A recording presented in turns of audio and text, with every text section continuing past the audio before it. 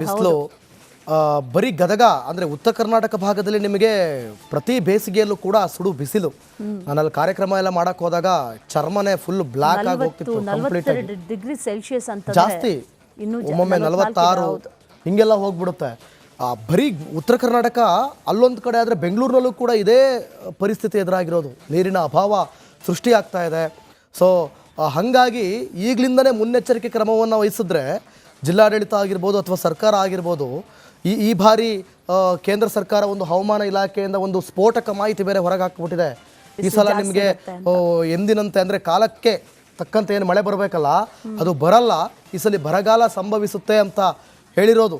ಯಾಕಂದ್ರೆ ಎಲ್ಲಿನೋ effect Pacific ಮಹಾಸಾಗರದಲ್ಲಿ ಮುಂಗಾರು ಪ್ರಮಾಣ ಹೆಚ್ಚಿತ್ತು, ಈ ಬಾರಿ ಇರೋದಿಲ್ಲ ಅನ್ನೋದನ್ನ ಹೇಳಿರೋದ್ರಿಂದ ಮುನ್ನೆಚ್ಚರಿಕೆ ಕ್ರಮ ಕೂಡ ಆತಂಕ ಪರಿಸ್ಥಿತಿ ಸದ್ಯಕ್ಕೆ.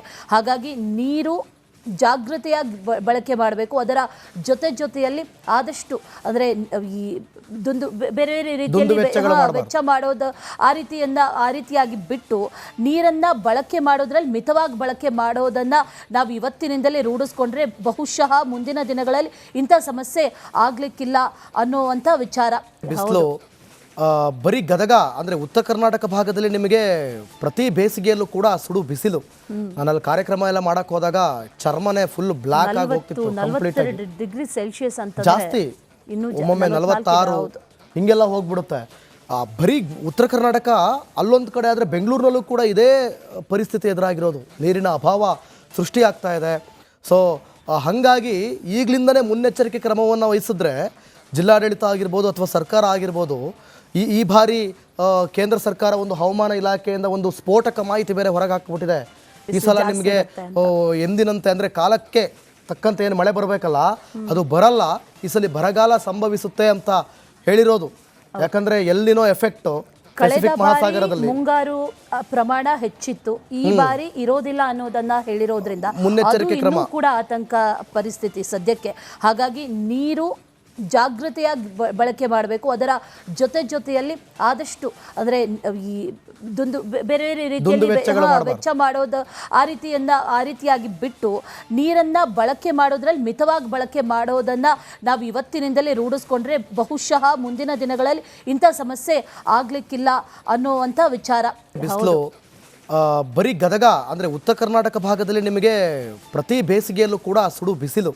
ನಾನಲ್ಲಿ ಕಾರ್ಯಕ್ರಮ ಎಲ್ಲ ಮಾಡಕ್ಕೆ ಹೋದಾಗ ಚರ್ಮನೇ ಫುಲ್ ಬ್ಲ್ಯಾಕ್ ಆಗಿ ಹೋಗ್ತಿತ್ತು, ಕಂಪ್ಲೀಟ್ ಆಗಿ ಡಿಗ್ರಿ ಸೆಲ್ಸಿಯಸ್ ಅಂತ ಜಾಸ್ತಿ, ಒಮ್ಮೊಮ್ಮೆ 46 ಹಿಂಗೆಲ್ಲ ಹೋಗ್ಬಿಡುತ್ತೆ. ಬರೀ ಉತ್ತರ ಕರ್ನಾಟಕ ಅಲ್ಲೊಂದು ಕಡೆ ಆದರೆ ಬೆಂಗಳೂರಿನಲ್ಲೂ ಕೂಡ ಇದೇ ಪರಿಸ್ಥಿತಿ ಎದುರಾಗಿರೋದು. ನೀರಿನ ಅಭಾವ ಸೃಷ್ಟಿಯಾಗ್ತಾ ಇದೆ. ಸೊ ಹಾಗಾಗಿ ಈಗಲಿಂದನೇ ಮುನ್ನೆಚ್ಚರಿಕೆ ಕ್ರಮವನ್ನು ವಹಿಸಿದ್ರೆ ಜಿಲ್ಲಾಡಳಿತ ಆಗಿರ್ಬೋದು ಅಥವಾ ಸರ್ಕಾರ ಆಗಿರ್ಬೋದು, ಈ ಬಾರಿ ಕೇಂದ್ರ ಸರ್ಕಾರ ಒಂದು ಹವಾಮಾನ ಇಲಾಖೆಯಿಂದ ಒಂದು ಸ್ಫೋಟಕ ಮಾಹಿತಿ ಬೇರೆ ಹೊರಗೆ ಹಾಕ್ಬಿಟ್ಟಿದೆ. ಈ ಸಲ ನಿಮಗೆ ಎಂದಿನಂತೆ ಅಂದರೆ ಕಾಲಕ್ಕೆ ತಕ್ಕಂತೆ ಏನು ಮಳೆ ಬರಬೇಕಲ್ಲ ಅದು ಬರಲ್ಲ, ಈ ಸಲ ಬರಗಾಲ ಸಂಭವಿಸುತ್ತೆ ಅಂತ ಹೇಳಿರೋದು.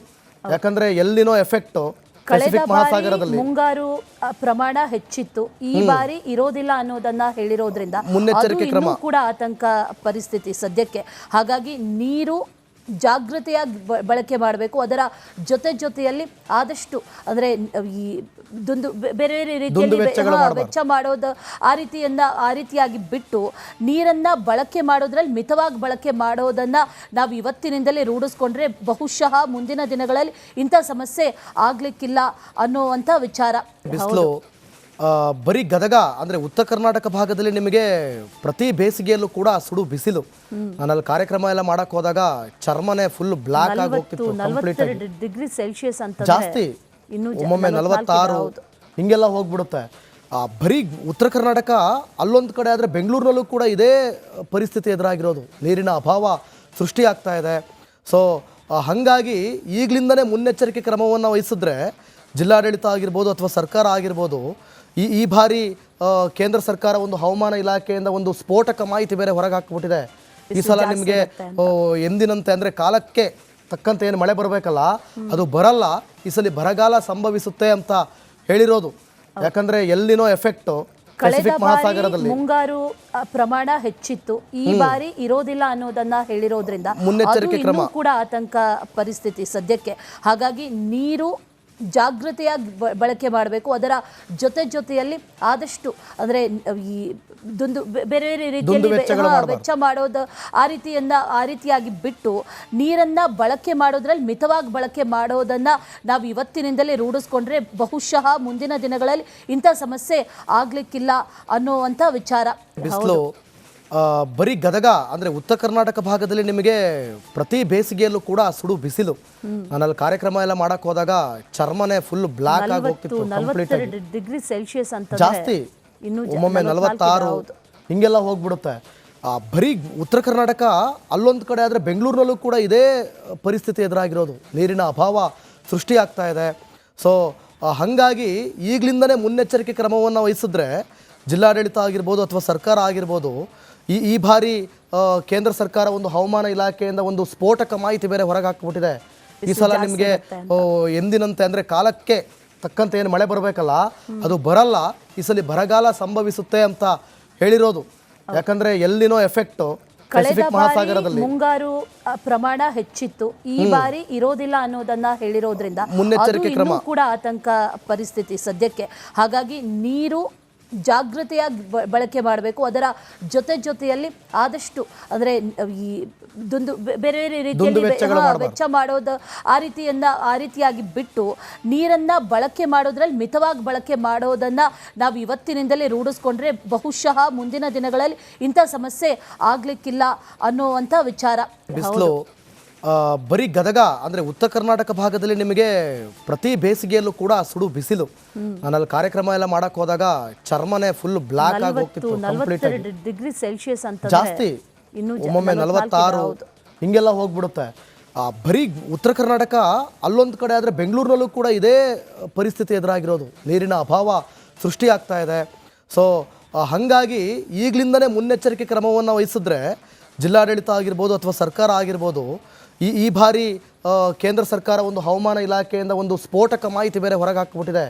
ಈ ಸಲ ನಿಮಗೆ ಎಂದಿನಂತೆ ಅಂದರೆ ಕಾಲಕ್ಕೆ ತಕ್ಕಂತೆ ಏನು ಮಳೆ ಬರಬೇಕಲ್ಲ ಅದು ಬರಲ್ಲ, ಈ ಸಲ ಬರಗಾಲ ಸಂಭವಿಸುತ್ತೆ ಅಂತ ಹೇಳಿರೋದು.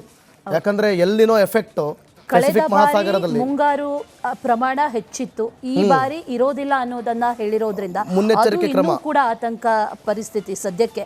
ಹಾಗಾಗಿ ನೀರು ಜಾಗೃತೆಯಾಗಿ ಬಳಕೆ ಮಾಡಬೇಕು. ಅದರ ಜೊತೆಯಲ್ಲಿ ಆದಷ್ಟು ಅಂದರೆ ಈ ಬೇರೆ ಬೇರೆ ರೀತಿಯಲ್ಲಿ ವೆಚ್ಚ ಮಾಡೋದು ಆ ರೀತಿಯಾಗಿ ಬಿಟ್ಟು ನೀರನ್ನು ಬಳಕೆ ಮಾಡೋದ್ರಲ್ಲಿ ಮಿತವಾಗಿ ಬಳಕೆ ಮಾಡೋದನ್ನು ನಾವು ಇವತ್ತಿನಿಂದಲೇ ರೂಢಿಸ್ಕೊಂಡ್ರೆ ಬಹುಶಃ ಮುಂದಿನ ದಿನಗಳಲ್ಲಿ ಇಂಥ ಸಮಸ್ಯೆ ಆಗ್ಲಿಕ್ಕಿಲ್ಲ ಅನ್ನುವಂಥ ವಿಚಾರ.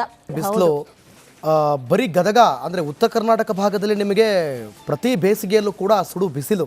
ನಾನಲ್ಲಿ ಕಾರ್ಯಕ್ರಮ ಎಲ್ಲ ಮಾಡಕ್ ಹೋದಾಗ ಚರ್ಮನೆ ಫುಲ್ ಬ್ಲಾಕ್ ಆಗಿ ಹೋಗ್ತಿತ್ತು, ಕಂಪ್ಲೀಟ್ ಆಗಿ ಡಿಗ್ರಿ ಸೆಲ್ಸಿಯಸ್ ಅಂತ ಜಾಸ್ತಿ, ಒಮ್ಮೊಮ್ಮೆ 46 ಹಿಂಗೆಲ್ಲ ಹೋಗ್ಬಿಡುತ್ತೆ.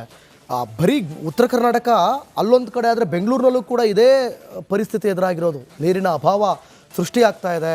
ಸೊ ಹಾಗಾಗಿ ಈಗಲಿಂದನೇ ಮುನ್ನೆಚ್ಚರಿಕೆ ಕ್ರಮವನ್ನು ವಹಿಸಿದ್ರೆ ಜಿಲ್ಲಾಡಳಿತ ಆಗಿರ್ಬೋದು ಅಥವಾ ಸರ್ಕಾರ ಆಗಿರ್ಬೋದು, ಈ ಬಾರಿ ಕೇಂದ್ರ ಸರ್ಕಾರ ಒಂದು ಹವಾಮಾನ ಇಲಾಖೆಯಿಂದ ಒಂದು ಸ್ಫೋಟಕ ಮಾಹಿತಿ ಬೇರೆ ಹೊರಗೆ ಹಾಕ್ಬಿಟ್ಟಿದೆ. ಈ ಸಲ ನಿಮಗೆ ಎಂದಿನಂತೆ ಅಂದರೆ ಕಾಲಕ್ಕೆ ತಕ್ಕಂತೆ ಏನು ಮಳೆ ಬರಬೇಕಲ್ಲ ಅದು ಬರಲ್ಲ, ಈ ಸಲ ಬರಗಾಲ ಸಂಭವಿಸುತ್ತೆ ಅಂತ ಹೇಳಿರೋದು.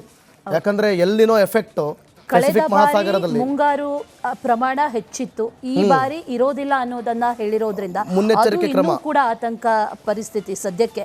ಹಾಗಾಗಿ ನೀರು ಜಾಗೃತೆಯಾಗಿ ಬಳಕೆ ಮಾಡಬೇಕು. ಅದರ ಜೊತೆಯಲ್ಲಿ ಆದಷ್ಟು ಅಂದರೆ ಈ ಬೇರೆ ಬೇರೆ ರೀತಿಯಲ್ಲಿ ವೆಚ್ಚ ಮಾಡೋದು ಆ ರೀತಿಯಾಗಿ ಬಿಟ್ಟು ನೀರನ್ನು ಬಳಕೆ ಮಾಡೋದ್ರಲ್ಲಿ ಮಿತವಾಗಿ ಬಳಕೆ ಮಾಡೋದನ್ನು ನಾವು ಇವತ್ತಿನಿಂದಲೇ ರೂಢಿಸ್ಕೊಂಡ್ರೆ ಬಹುಶಃ ಮುಂದಿನ ದಿನಗಳಲ್ಲಿ ಇಂಥ ಸಮಸ್ಯೆ ಆಗ್ಲಿಕ್ಕಿಲ್ಲ ಅನ್ನುವಂಥ ವಿಚಾರ.